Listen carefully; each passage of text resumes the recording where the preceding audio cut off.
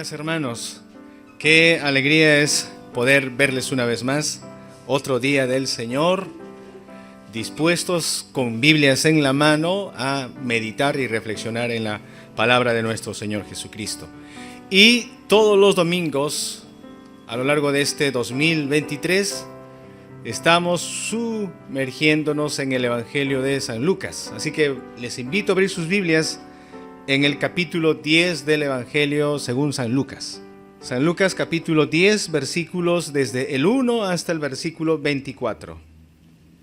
Misión de los 70. Después de estas cosas, designó el Señor también a otros 70, a quienes envió de dos en dos delante de él toda ciudad y lugar a donde él había de ir. Y les decía: la mies a la verdad es mucha, mas los obreros pocos. Por tanto, rogad al Señor de la mies que envíe obreros a su mies. Id, he aquí yo os envío como corderos en medio de lobos. No llevéis bolsa, ni alforja, ni calzado, y a nadie saludéis por el camino. En cualquier casa donde entréis, primeramente decid: paz sea en esta casa. Y si hubiere allí algún hijo de paz, vuestra paz reposará sobre él, y si no, se volverá a vosotros. Y posad en aquella misma casa, comiendo y bebiendo lo que os den, porque el obrero es digno de su salario. No os paséis de casa en casa. En cualquier ciudad donde entréis y os reciban, comed lo que os pongan delante, y sanad a los enfermos que en ella haya, y decidles: se ha acercado a vosotros el reino de Dios. Mas en cualquier ciudad donde entréis y no los reciban, saliendo por sus calles, decid: aún el polvo de vuestra ciudad que se ha pegado a nuestros pies, lo sacudimos contra vosotros. Pero esto sabed, que el reino de Dios se ha acercado a vosotros. Y os digo que en aquel día será más tolerable el castigo para Sodoma que para aquella ciudad. ¡Ay de ti, Corazín! ¡Ay de ti, Betsaida! Que si en Tiro y en Sidón se hubieran hecho los milagros que se han hecho en vosotras, tiempo ha que sentadas en cilicio y ceniza se habrían arrepentido. Por tanto, en el juicio será más tolerable el castigo para Tiro y Sidón que para vosotras. Y tú, Capernaum, que hasta los cielos eres levantada, hasta el Hades serás abatida. El que a vosotros oye, a mí me oye, y el que a vosotros desecha, a mí me desecha, y el que me desecha a mí, desecha al que me envió. Volvieron los 70 con gozo, diciendo: Señor, aún los demonios se nos sujetan en tu nombre.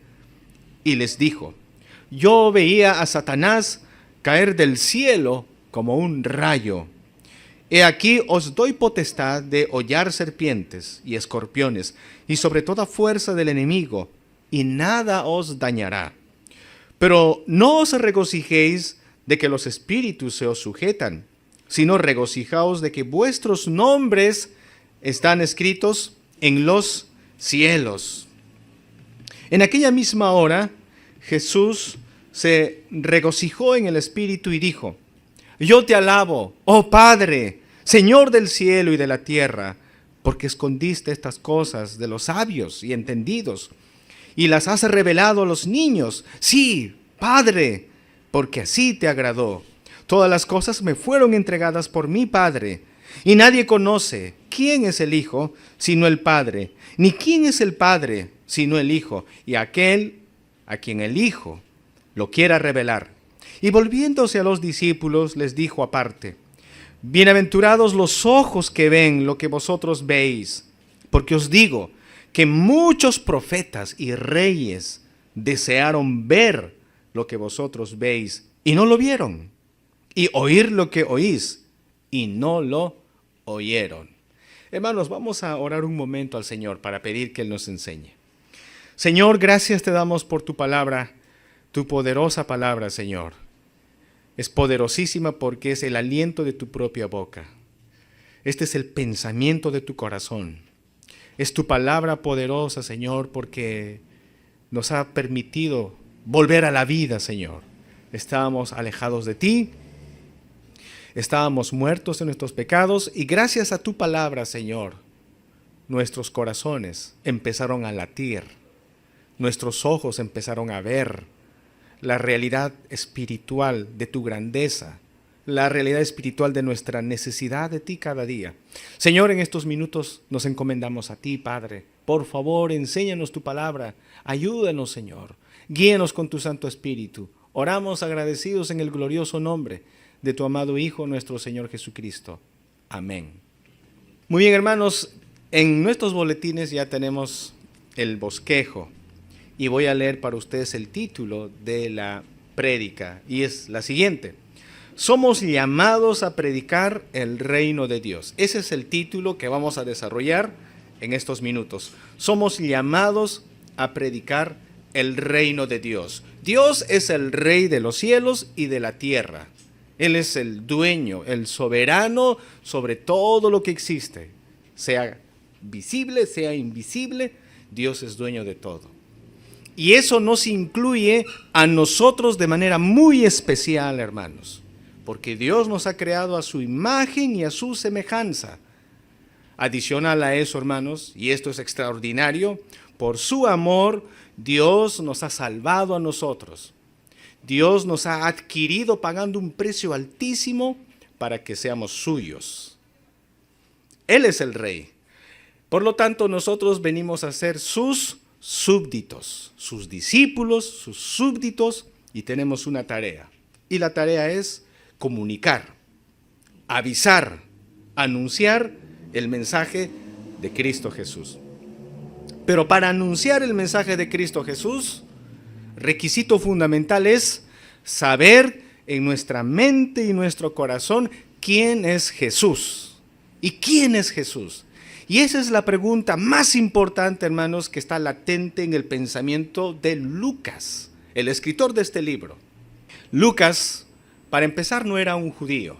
Lucas era un gentil, un extranjero, que vio cómo la iglesia en el primer siglo empezaba a crecer, a pesar de que era perseguido por los romanos, a pesar de que los judíos, muy intransigentes con los cristianos, los oprimían, los perseguían, pero la iglesia crecía y crecía.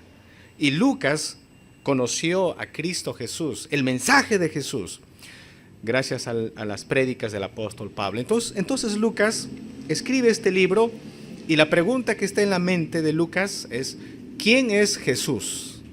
Por esa razón, hermanos, si vemos, por ejemplo, en el capítulo 9 de Lucas, vamos a hacer un pequeño repaso para, con fuerza, entrar en este mensaje que tenemos para nosotros. En Lucas capítulo 9, versículo 18 en adelante, dice así: aconteció que mientras Jesús oraba aparte, estaba con él los discípulos y les preguntó diciendo: ¿quién dice la gente que soy yo?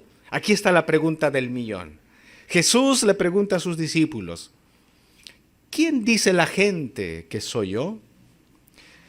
En el versículo 19, ellos respondieron: unos, Juan el Bautista, otros, Elías, y otros, que algún profeta de los antiguos ha resucitado. Y esa era la respuesta de mucha gente.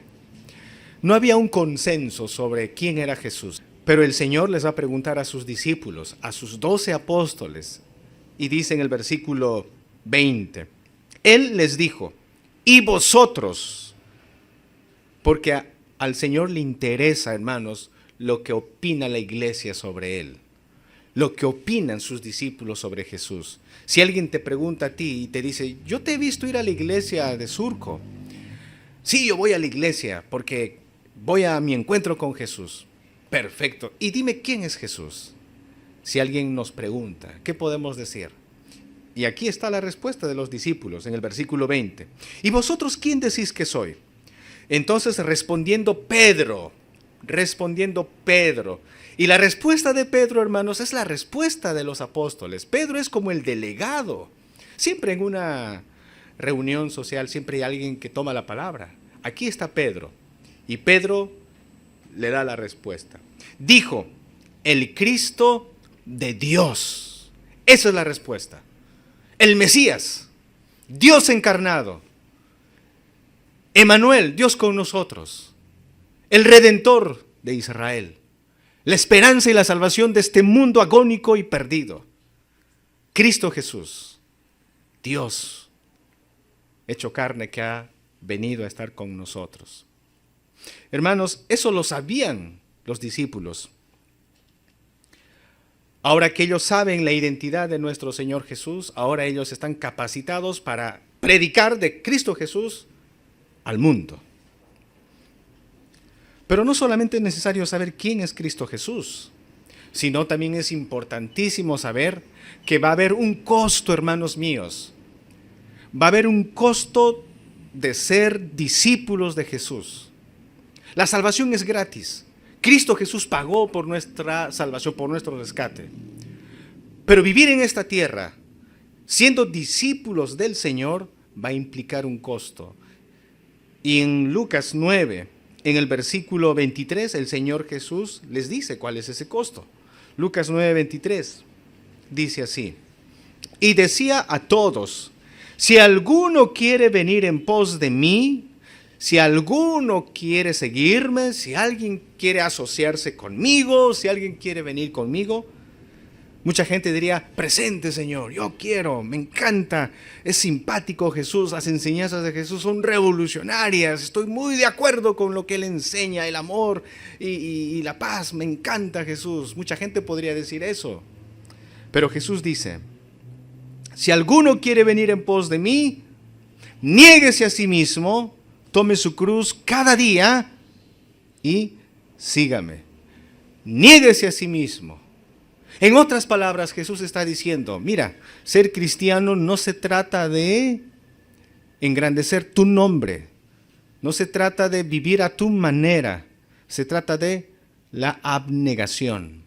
Ser cristiano, ser discípulo del Señor Jesucristo, se trata de engrandecer el nombre del Señor, enfocarte en los proyectos del Señor, en el propósito de nuestro Señor. En palabras de Juan el Bautista, es necesario que Él crezca y que yo mengüe. Ahora, hermanos, ese mensaje que estaba dando el Señor Jesucristo no es popular hoy en día.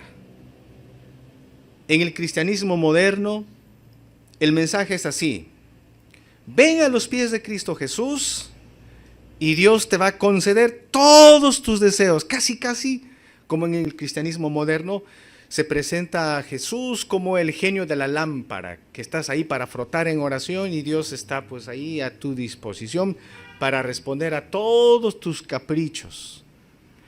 Y que Dios sí o sí te tiene que darte prosperidad material. Esa es la teología de la prosperidad, que hoy en día es bastante difundida en muchos círculos cristianos. Y curiosamente y lamentablemente estos círculos religiosos tienen una cantidad abismal de seguidores y estafan a la gente. Les piden dinero, les ofrecen muchas cosas que el Señor Jesús nunca ha ofrecido. El Señor está ofreciendo aquí, seguirle a Jesús puede ser incluso, dice aquí, tome su cruz cada día. Hay un costo. Es decir, hermanos míos, si queremos ser cristianos y discípulos del Señor Jesús bajo nuestros propios términos, no podemos ser cristianos bajo nuestros propios términos, sino bajo los parámetros de nuestro Señor Jesús. Entonces, el discípulo que va a predicar de Cristo Jesús tiene que saber quién es Cristo Jesús. Número uno, tiene que comprender que hay un costo de ser discípulo del Señor Jesús. No va a ser sencillo, no va a ser fácil. Y no es que el Señor quiera desanimar a la gente. Alguien va a decir, uy, entonces no conviene ser cristiano. Claro que conviene ser cristiano. Si nosotros comparamos la grandeza de quién es Cristo Jesús con la miseria de lo que puede ser nuestra vida y nuestros logros en esta tierra. Ya el apóstol Pablo en una ocasión hizo esa comparación en Filipenses capítulo 3. Hermanos, tomen nota de esto. En Filipenses capítulo 3, el apóstol Pablo puso en un lado todas las cosas que él había conseguido en su vida, su currículo, sus éxitos, todo lo que él consideraba extraordinario. El apóstol Pablo dijo que él era circuncidado al 8º día, del linaje de la tribu de Benjamín. En cuanto a la ley, irreprensible, fariseo de fariseos. Pero luego Pablo dijo, pero todo lo que yo he conseguido, comparándolo con Jesús, considero como basura, como desecho, con tal de ganar a Cristo Jesús. Entonces, hermanos míos, todo lo que nosotros podemos tener en nuestra vida comparado con Jesús, no hay punto de comparación. Jesús es lo máximo. Jesús es supremo. El perdón de los pecados, hermanos, es lo máximo. La salvación de nuestras almas. Estar un día en la presencia del Señor, cara a cara con Él, no tiene, hermanos, comparación con nada en esta tierra. Y si ustedes recuerdan incluso, hermanos, la parábola que Jesús contó en una ocasión de la perla de gran precio, que un mercader había conseguido una perla de gran precio y para adquirir esa perla vendió todo lo que tenía, y cualquiera podría decirle, oye, te has vuelto loco, ¿por qué te vas a desprender de todas tus posesiones? Pero este hombre diría, el que me critica no sabe que yo voy a ganar más de lo que yo voy a perder, no voy a perder nada, porque ganaré la perla de gran precio. Hermanos, Cristo Jesús vale más que cualquier cosa en este mundo. Entonces, hermanos, no hay ninguna pérdida para nosotros. El que va a predicar la palabra del Señor tiene que conocer a Cristo Jesús y tiene que conocer que Él lo vale, que Cristo Jesús es de supremo valor en este mundo.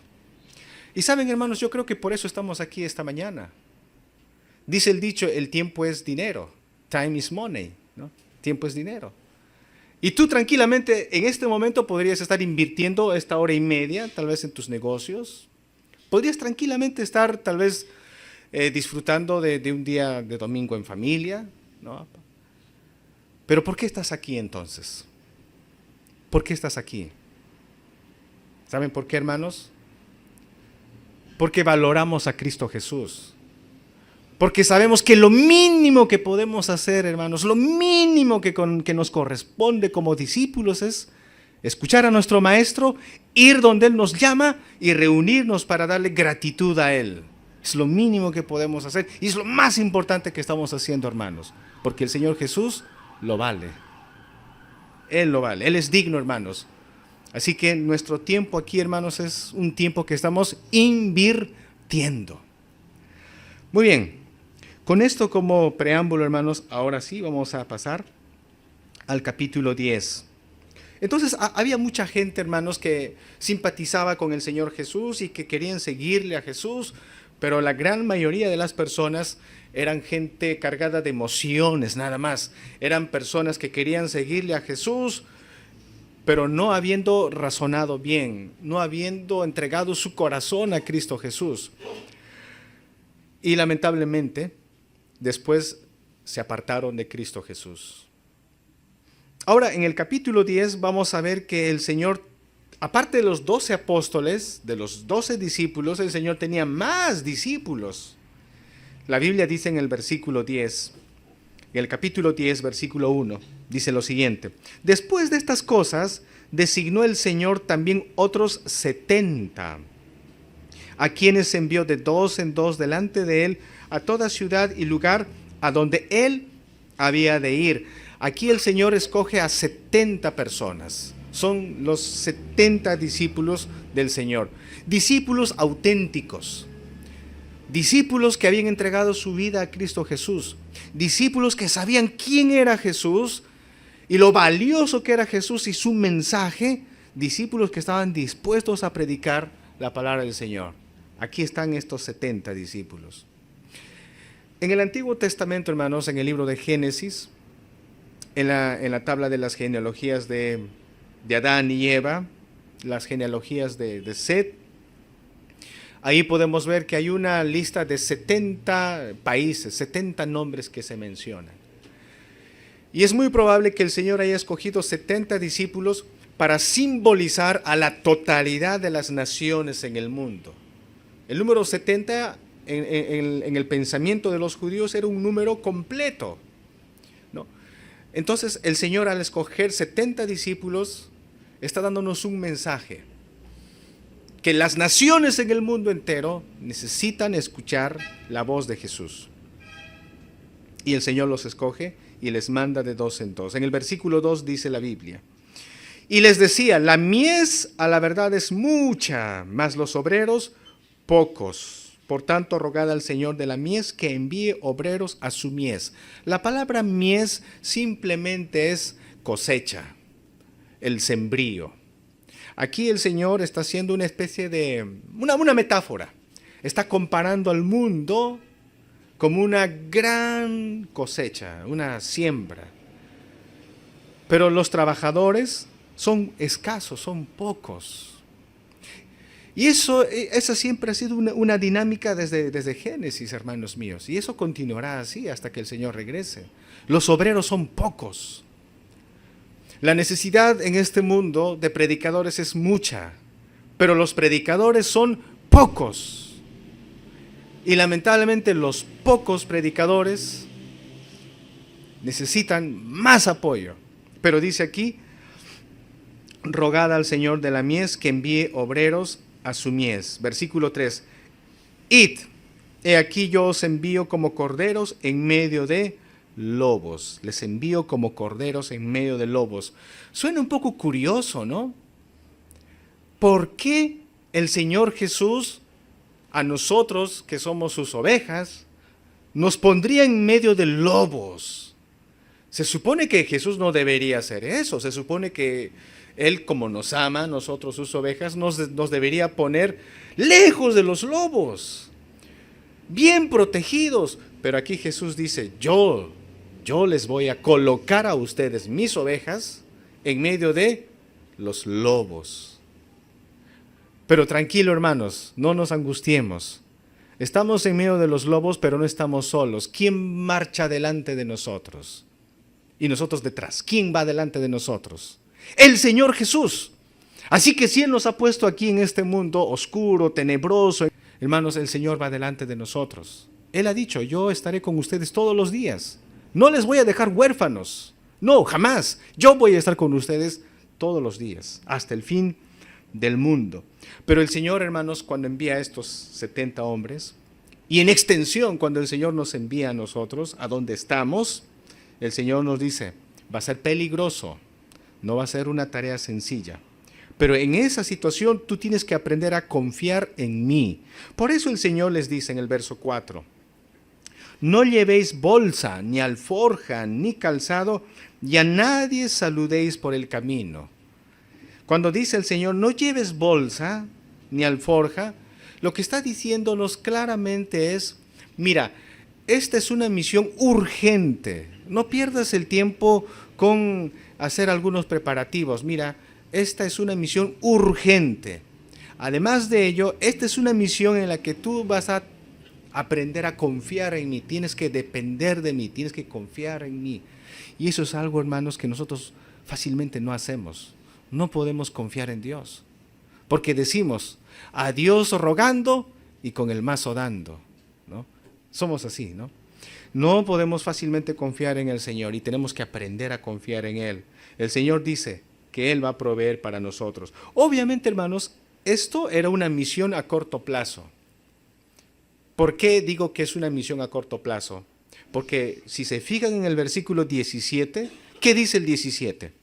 Dice, volvieron los 70 con gozo, volvieron. Eso demuestra que esta era una misión a corto plazo, esta era una misión de entrenamiento. Jesús estaba entrenando a sus discípulos para lo que iba a ser el trabajo una vez que Él ascendiera a los cielos. Luego dice en el versículo 5 o en el versículo 6, y a nadie saludéis por el camino. Alguien podría mal entender esto y podría decir, Jesús parece que está enseñando que hay que ser descortés con la gente. Pareciera que aquí Jesús está enseñando que no hay que saludar a nadie. Así que no me critiquen si yo termino el servicio y no saludo a nadie y me voy. No saludo. La Biblia lo dice, este es mi texto favorito. No saludéis a nadie. No, hermanos, eso no es lo que está diciendo el Señor. ¿Qué está diciendo el Señor? Simplemente el Señor está diciendo, la tarea que tenemos que hacer es tan urgente que no hay tiempo para perderlo. Les pongo un ejemplo y estoy seguro que a ustedes les ha pasado. Cuando ustedes llevan prisa, hermanos, por decir, usted está saliendo apurado al trabajo y de pronto suena su celular, ¿tendrás el tiempito para contestar cuando ya la hora te está ganando? ¿O qué haces? Uy, ya después le contesto, después porque estoy apurado. Imagínense, está saliendo de su casa, lleva cierta prisa y de pronto te encuentras con alguien en la calle. Tendrás tiempo para saludar y decir, hola, ¿qué tal, amigo? Qué gusto verte, qué lindo día, ¿cómo estás? Sí, uy, justo ya me gana la hora. ¿Habrá tiempo para conversar con alguien que esté ahí, algún conocido? No, salimos rápido y decimos, oye, amigo, hablamos luego, apurados. Ya no hay tiempo para saludar. A eso se refiere el Señor Jesucristo, que no hay tiempo que perder, que es urgente el mensaje. ¿Y por qué es urgente, hermanos, predicar el mensaje del Señor? ¿Saben por qué, hermanos? Porque este mundo está con dirección al infierno. De verdad. Este mundo, hermanos, está acelerándose más y más a la ruina y a la desgracia. Muchas almas se están perdiendo sin Cristo Jesús. Mucha gente en este momento está muriendo sin conocer a Cristo Jesús. Muchísimas personas. Y el Señor Jesús lo sabe. Por eso les dice, urgente. Es urgente. En el versículo 6 dice, y si hubiere allí algún hijo de paz, bueno, desde el 5, ¿no? En el 5 dice, en cualquier casa donde entréis, primeramente decid paz sea esta casa. Y si hubiere allí algún hijo de paz, vuestra paz reposará sobre él, y si no, se volverá a vosotros. Hermanos, en síntesis, el Señor está diciendo aquí que el mensajero de Dios, el que va a predicar la palabra del Señor, primero tiene que conocer quién es Jesús. Indispensable, tenemos que saber quién es Jesús. Tenemos que tener esa convicción de que Él es Dios encarnado, el único Salvador de nuestras vidas. Tenemos que saber, tener bien en claro eso. Número 2, tenemos que tener bien en claro también, hermanos, cuál es nuestra posición delante de Él. Él es nuestro jefe, tenemos que someternos a Él y tenemos que obedecer sus reglas. Hay un costo que tenemos que pagar, hermanos. Ser discípulo de Cristo Jesús no va a ser fácil en este mundo.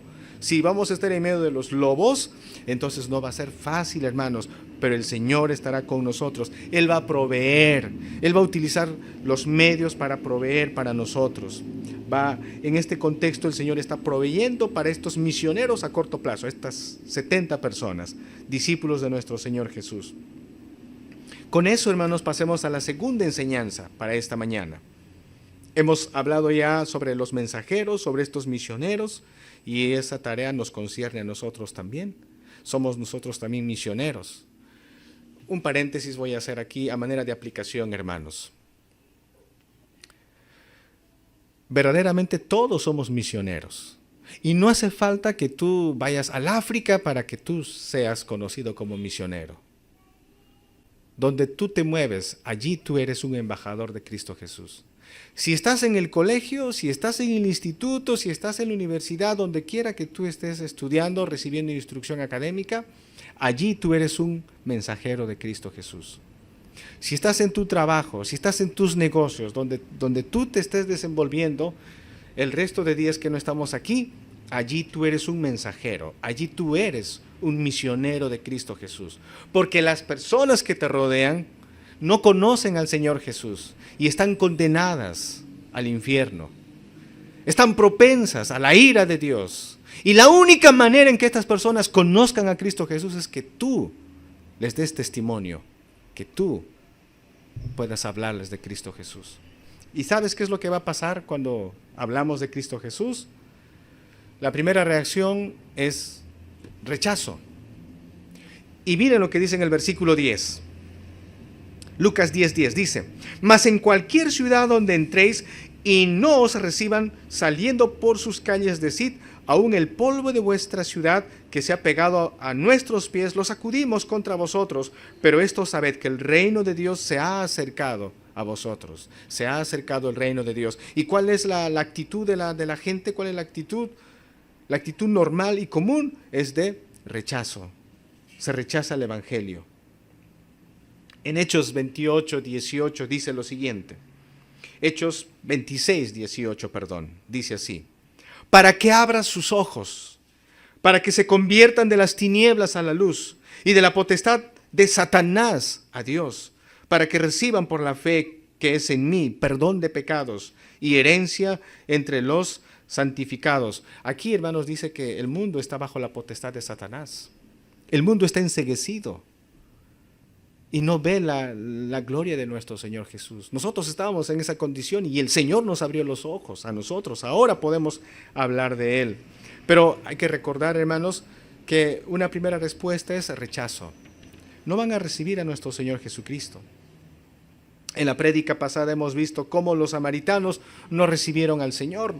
¿Y cuál fue la actitud de Jacobo y de Juan? Ellos se molestaron muchísimo, a tal punto que le dijeron a Jesús: Señor, ordénanos y manda fuego del cielo para que consuma a toda esta gente desobediente. Obviamente esa no va a ser nuestra actitud. Nuestra actitud tiene que ser de misericordia, pero al mismo tiempo, dice aquí, actitud de denuncia a aquel que no quiere recibir. Ahora, hermanos, voy a explicar eso de la actitud de denuncia a aquel que no quiere recibir al Señor, porque aquí lo dice bien claro en el versículo 12.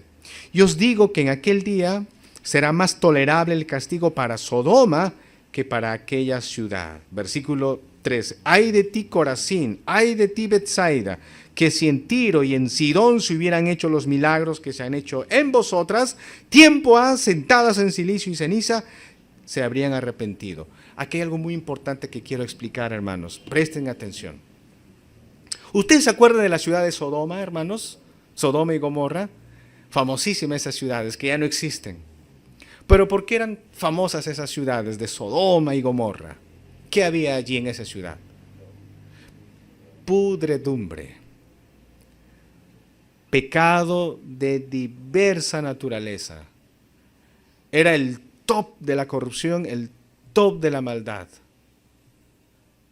Sodoma y Gomorra eran dos ciudades totalmente atestadas de pecado, hasta más no poder. ¿Y qué pasó con esas ciudades? Fuego del cielo consumió a esa ciudad de Sodoma. Aquí la Biblia menciona a otra ciudad llamada Tiro y otra ciudad llamada Sidón.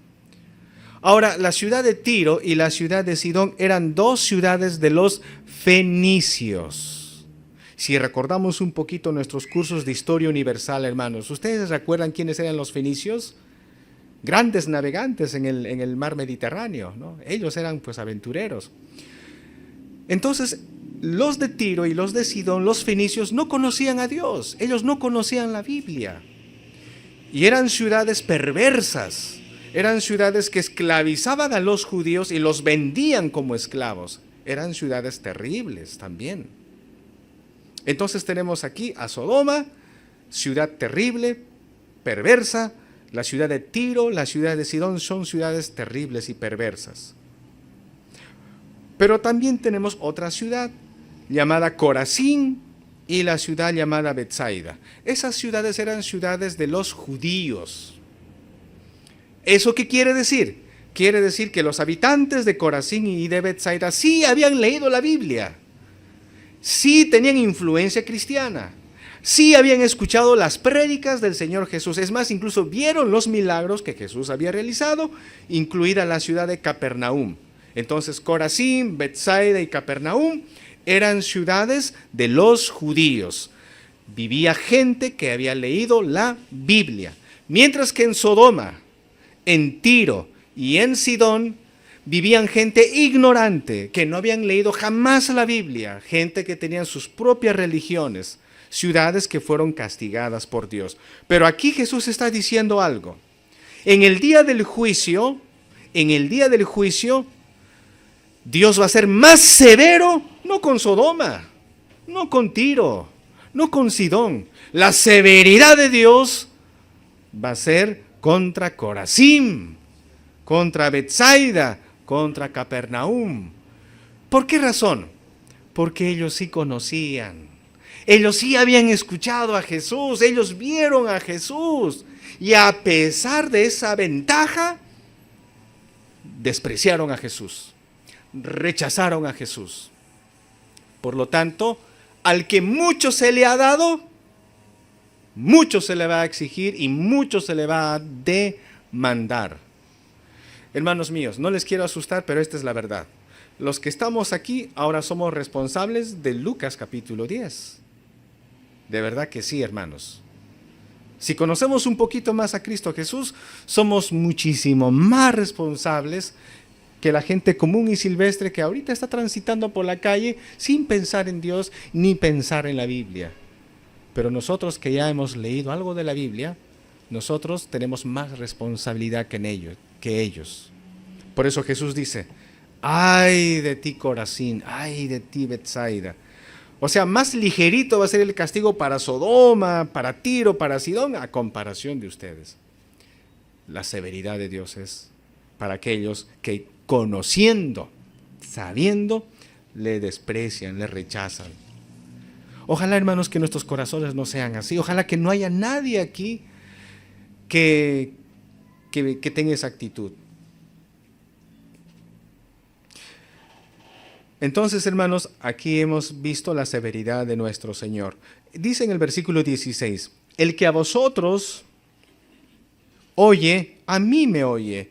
El que a vosotros desecha, a mí me desecha. Y el que me desecha a mí, desecha al que me envió. En otras palabras, Jesús está diciendo, tranquilo, mis mensajeros. En el fondo no es que les van a desechar a ustedes. No, a quien están desechando es a mí. Así es, hermanos. Si alguna vez tú, y esa debe ser nuestra tarea, ¿no? Compartimos la palabra del Señor y tal vez nos desechan y no nos quieren escuchar, tranquilo, con calma. No es algo contra nosotros. En el fondo están rechazando al Señor Jesucristo. Con calma y con paciencia y con sabiduría tenemos que seguir orando y hablando de Cristo Jesús a nuestros seres queridos. Porque seguro estoy, hermanos, que en nuestra familia tenemos seres queridos que aún no conocen al Señor Jesús. No conocen al Señor Jesús. Y para concluir, hermanos, el mensaje del reino de Dios. ¿Cuál es ese mensaje que el mundo rechaza, pero que es motivo de gozo para los discípulos y para el Señor Jesús? En el versículo 17 dice, volvieron los 70 con gozo. Suena un poco extraño eso, hermanos, para mí. Dice, volvieron los 70 con gozo. ¿Pero por qué con gozo? Si estuvieron en medio de los lobos, si estuvieron en medio de ciudades que los han despreciado, pero ellos vuelven con gozo. ¿Por qué están con gozo? Ellos no están con gozo en base a las circunstancias. Las circunstancias son difíciles, hermanos, pero el gozo de ellos es porque a pesar de que hay gente que está rechazando el mensaje de Jesús, hay personas que van a recibir con beneplácito el mensaje de Jesús. En el 17 dice, volvieron los 70 con gozo diciendo, Señor, aún los demonios se nos sujetan en tu nombre. Aún los demonios se nos sujetan en tu nombre. Y aquí está la primera razón por la que ellos están gozosos. Satanás ha fracasado. El reino de las tinieblas no tiene ningún poder sobre el reino de nuestro Señor Jesucristo. Jesús dijo en San Mateo capítulo 16, 18, edificaré mi iglesia y ni las puertas del Hades prevalecerán contra ella. A pesar de que la iglesia sufra persecuciones y ataques, a pesar de que el mensaje de Cristo sea tal vez rechazado, hermanos míos, Satanás va a fracasar. Cristo es victorioso. Él es el victorioso. Éxodo 14, 14 dice, Jehová peleará por vosotros y vosotros estaréis tranquilos. Es la batalla del Señor. Estos 70 discípulos están con mucho gozo porque están viendo cómo hay personas que están entregando su vida al Señor. Y el Señor Jesús les dice en el 18, y les dijo, yo veía a Satanás caer del cielo como un rayo. He aquí os doy potestad de hollar serpientes y escorpiones y sobre toda fuerza del enemigo nada os dañará. Ustedes se recuerdan, hermanos, el libro de Job. En el libro de Job, en el capítulo 1, hermanos, tenemos la historia de Satanás acercándose a la presencia de Dios, en compañía de los demás ángeles. Y Dios le pregunta a Satanás, oye Satanás, ¿de dónde vienes? ¿Y cuál fue la respuesta de Satanás? Vengo de dar la vuelta por la tierra. El apóstol Pedro dice que Satanás es como un león rugiente que anda dando vuelta buscando a quién devorar. Y le gusta carnero al palo a Satanás, ¿no? Cristiano al palo, ¿no? Entonces, hermanos, y el Señor le dice a Satanás en el libro de Job: ¿has visto a mi hijo Job? ¿Has visto que no hay otro hombre como él en toda la tierra? ¿Y qué le dijo Satanás? ¿Acaso Job te sirve de balde? Claro, te va a servir, te va a obedecer si tú le has bendecido en todo, así cualquiera, ¿no? Allí, ¿qué notamos de Satanás, hermanos? ¿Saben qué notamos allí? Satanás es un acusador. Y el trabajo de Satanás, hermanos, es acusar al cristiano, acusar a la iglesia. Ese es el trabajo de Satanás. Ir delante de la presencia del Señor y acusarnos. Pero la Biblia dice aquí: yo veía a Satanás caer del cielo como un rayo. Ahora, ¿quién está sentado a la diestra de Dios Padre, intercediendo por nosotros día y noche, hermanos? La Biblia dice: hijitos míos, si habéis pecado, abogado tenemos, a Jesucristo el justo. Ahora, ¿quién es nuestro defensor, hermanos? Cristo Jesús. ¿Satanás puede acusarnos? ¿Quién acusará a los elegidos de Dios? Dice también el apóstol Pablo en el libro de Romanos. ¿Quién acusará? Dios es el que justifica. ¿Y quién se atreverá a acusarnos? Si Cristo pagó, hermanos, con su sangre. Satanás ha fracasado, hermanos. Satanás ha fracasado. Cristo, hermanos, le derrotó en la cruz del Calvario. Pero es un mal perdedor, hermanos. Es un mal perdedor. Por eso el Señor en el verso 20 les dice a los discípulos: pero no os regocijéis de que los espíritus se os sujetan, sino regocijaos de que vuestros nombres están escritos en los cielos. Ese es el motivo de nuestro gozo, hermanos. Nuestros nombres están escritos en el libro de la vida. Somos salvos. Ahí está nuestro gozo. Y el Señor también se goza. En el versículo 21 dice: en aquella misma hora Jesús se regocijó en el Espíritu y dijo: yo te alabo, oh Padre, Señor del cielo y de la tierra, porque escondiste estas cosas de los sabios y entendidos y las has revelado a los niños. Sí, Padre, porque así te agradó, hermanos. Según el apóstol Pablo en el capítulo 1, capítulo 2 de Primera de Corintios, este mensaje de la salvación, este mensaje de Cristo muriendo en la cruz para redimir nuestras almas, es un mensaje, hermanos, que nosotros hemos comprendido por la obra y gracia del Espíritu Santo. No es un asunto de inteligencia o capacidad intelectual, hermanos. Esto ha sido obra de Dios. Dios nos persuadió para que conociéramos el Evangelio. Dios nos habló al corazón a través de la Biblia. Dios nos ha dado la convicción de que le necesitamos a Él. Y el Señor Jesús se goza, se alegra, hermanos, en este mensaje. Se goza en que tú ahora ya sabes quién es Él. Por eso la Biblia dice aquí en el versículo 23, y volviéndose a los discípulos les dijo aparte: bienaventurados los ojos que ven lo que vosotros veis, porque os digo que muchos profetas y reyes desearon ver lo que vosotros veis y no lo vieron, y oír lo que oís y no lo oyeron. Hermanos, nosotros, por la gracia de Dios, sabemos quién es el Mesías. Nosotros leemos de nuestro Señor en la Biblia. Pero esta información no la tenía Moisés. El rey David no tenía esta información. Jeremías no tenía esta información. Ahora nosotros tenemos la información completa. Tenemos toda la Biblia a nuestra disposición. Y tenemos, hermanos, la promesa de que Cristo volverá un día por nosotros. El Señor Jesús se goza de que tú y yo podamos conocer quién es Él. Dios encarnado, el Salvador de nuestras almas, el que nunca va a abandonarnos. Hermanos, este es el mensaje para nosotros. El Señor nos llama a predicar, pero para predicar es importante conocer quién es Él. Y en este proceso de anunciar la palabra es importante recordar, hermanos, que habrá gente que no va a aceptar a Cristo Jesús, y la severidad va a ser para aquellos que sabiendo le rechazan al Señor. Y también, hermanos, hemos visto que hay gozo. Después de todo hay gozo, hermanos, porque Satanás ha fracasado. Hay gozo, hermanos, porque ahora la iglesia sabe quién es Cristo Jesús, nuestro pastor, nuestro Rey, nuestro Salvador. Nos ponemos en pie para orar, hermanos, a nuestro Señor. Oremos. Señor, te agradecemos en esta mañana porque hay una tarea que nos has dejado, Señor, y no nos has abandonado para cumplir esta labor de anunciar tu palabra. Tú estás caminando con tu iglesia, tú caminas con cada uno de tus hijos.